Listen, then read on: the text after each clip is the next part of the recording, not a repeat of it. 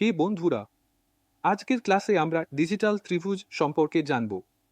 আমি যেসব কোম্পানির সাথে পরামর্শ করি সেখানে ডিজিটাল মার্কেটিং বাস্তবায়নের জন্য আমি এই কৌশল মডেলটি ব্যবহার করি। ডিজিটাল ত্রিভুজটি তিনটি পর্যায়ে কাজ করা হয়: উপস্থিতি, পরিষেবা এবং বিক্রয়।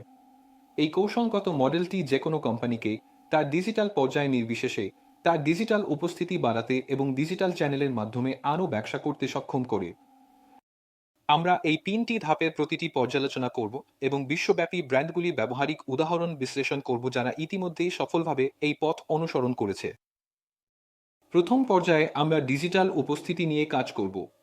এখানে লক্ষ্য হল অনলাইনে ব্র্যান্ডের পরিচয় প্রতিষ্ঠা এবং সুসংহত করা, যাতে জনসাধারণ এটিকে চিনতে পারে এবং এর সাথে সংযুক্ত হতে পারে। পরবর্তী সকল ডিজিটাল কর্মকাণ্ডের ভিত্তি হল একটি শক্তিশালী উপস্থিতি।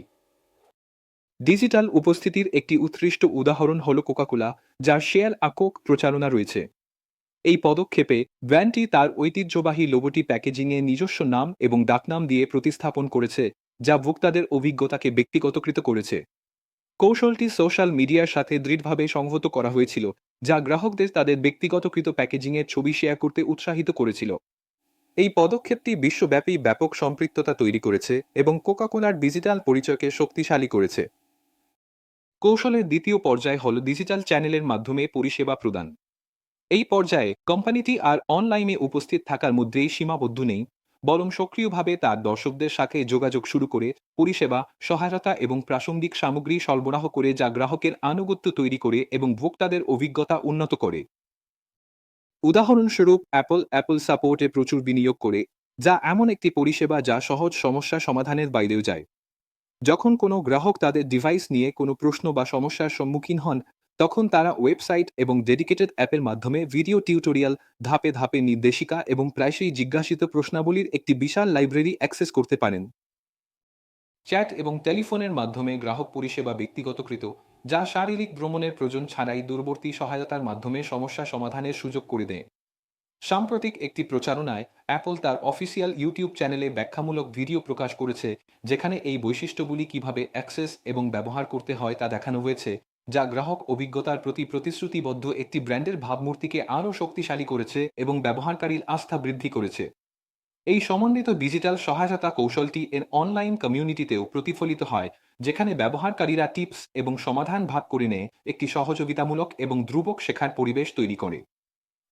তৃতীয় পর্যায় হল ডিজিটালভাবে পণ্য বা পরিষেবা বিক্রয়। একটি শক্তিশালী উপস্থিতি প্রতিষ্ঠা এবং চমৎকার পরিষেবা প্রদানের পর কোম্পানিটি ই-কমার্স, মার্কেটপ্লেস এবং পুনঃবিপণন কৌশল ব্যবহার করে এই ভিত্তিকে বিক্রয়ে রূপান্তর করতে প্রস্তুত। এই পর্যায়ে কোম্পানিটি গুগল অ্যাডস এবং মেটা অ্যাডসের মতো প্ল্যাটফর্মগুলিতে বিজ্ঞাপনের মাধ্যমে পেইড ট্রাফিকের ক্ষেত্রে বিনিয়োগ বাড়াবে। কিন্তু সাবধান, অনেক কোম্পানি পূর্ববর্তী ধাপগুলি অতিক্রম না করেই ডিজিটালভাবে বিক্রি শুরু করার চেষ্টা করে। তারা বিজ্ঞাপনের মাধ্যমে লিড আকর্ষণ করে, কিন্তু এই চ্যানেলগুলির মাধ্যমে আগত গ্রাহকদের সেবা দিতে অক্ষম হয়। এর ফলে গ্রাহকদের অভিজ্ঞতা খারাপ হয়, যার ফলে আর্থিক সম্পদের অপচয় হয়, গ্রাহকদের ক্ষতি হয় এবং ব্র্যান্ডের ভাবমূর্তি ক্ষুণ্ণ হয়। এবার আসুন নাইকির ঘটনা বিশ্লেষণ করি, যা ডিজিটাল ব্যস্ততাকে উল্লেখযোগ্য বিক্রয়ে রূপান্তরিত করার একটি অনুপ্রেরণামূলক উদাহরণ। নাইকি তার ইকমার্সকে ডিজিটাল প্রচারণার সাথে একীভূত করে, যা উত্তেজনাপূর্ণ এবং প্রেরণাদায়ক গল্প বলে। একটি উদ্ভাবনী প্রচারণায় ব্র্যান্ডটি গ্রাহকদের ভার্চুয়ালি তাদের পণ্যগুলি চেষ্টা করার সুযোগ করে দিতে অগমেন্টেড রিয়েলিটি বৈশিষ্ট্য ব্যবহার করেছে। এই ইন্টারেক্টিভ অভিজ্ঞতার মাধ্যমে গ্রাহকরা কল্পনা করতে পারবেন যে স্নিকার্সগুলি তাদের পায়ে কিভাবে ফিট হবে এবং তাদের পছন্দ অনুসারে কাস্টমাইজ করা যাবে। এই প্রযুক্তি কেবল গ্রাহকের সাথে একটি মানসিক বন্ধন তৈরি করেনি, বরং অনলাইন রূপান্তরগুলিও উল্লেখযোগ্যভাবে বৃদ্ধি করেছে, কারণ ব্যবহারকারীরা কেনাকাটা করার ক্ষেত্রে আরও নিরাপদ এবং উত্তেজিত বোধ করেছেন। প্রচারণায় এমন ভিডিও এবং ডিজিটাল বিজ্ঞাপনও ছিল যা ব্র্যান্ডের গল্প বলার ক্ষমতাকে আরও জোরদার করেছিল, নাইকি পণ্যের কর্মক্ষমতা এবং উদ্ভাবনী নকশা তুলে ধরেছিল। অতএব ডিজিটাল ত্রিভুজ তিনটি আন্তঃসংযুক্ত শীর্ষবিন্দু দ্বারা গঠিত: উপস্থিতি, পরিষেবা এবং বিক্রয়। প্রতিটি ধাপ অপরিহার্য এবং পূর্ববর্তীটির উপর ভিত্তি করে তৈরি। আমরা দেখেছি কিভাবে কোকাকোলা শেয়ার আকক প্রচারণার মাধ্যমে তার ডিজিটাল পরিচয়কে শক্তিশালী করেছে, অ্যাপল কিভাবে তার সমন্বিত ডিজিটাল সহায়তার মাধ্যমে গ্রাহক অভিজ্ঞতা উন্নত করেছে, এবং কিভাবে নাইকি অগমেন্টেড রিয়েলিটি প্রযুক্তি এবং গল্প বলার মাধ্যমে ব্যস্ততাকে উল্লেখযোগ্য বিক্রয়ে রূপান্তরিত করেছে। এই উদাহরণগুলি প্রমাণ করে যে ডিজিটাল পরিবেশে সাফল্য একটি সমন্বিত কৌশলের উপর নির্ভর করে, যেখানে প্রতিটি শীর্ষবিন্দু অন্যটিকে উন্নত করে।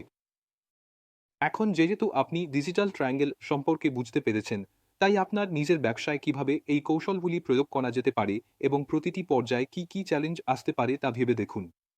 মনে রাখবেন, ডিজিটাল সাফল্য ধাপে ধাপে তৈরি হয়, উপস্থিতি, পরিষেবা এবং বিক্রয়কে একটি সুরেলা উপায়ে একীভূত করে।